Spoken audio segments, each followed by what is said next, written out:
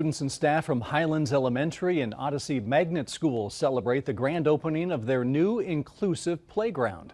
For the past 2 years, Odyssey and Highlands have been raising funds for inclusive and accessible playground equipment. Today, they've reached phase 1 of their goal by cutting the ribbon on brand new playground equipment that allows students of all abilities to be active and play safely. The new playground includes accessible features like swings with a high back and harness for students who have trouble maintaining an upright seated position, wheelchair accessible play structures that a child can either roll directly onto or easily transfer out of their chair, and sensory panels for students who have autism or different sensory needs.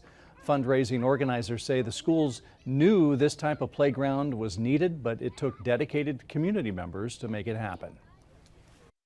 It's desperately needed, yet it's been needed for a long time, but I think nobody knew how to even go about it. So the fact that a bunch of us said, well, let's work together and try, it's exciting. The schools are continuing to raise funds for phase 2 of their goal, which includes installing poured-in-place rubber surfacing for students with mobility needs and an accessible slide.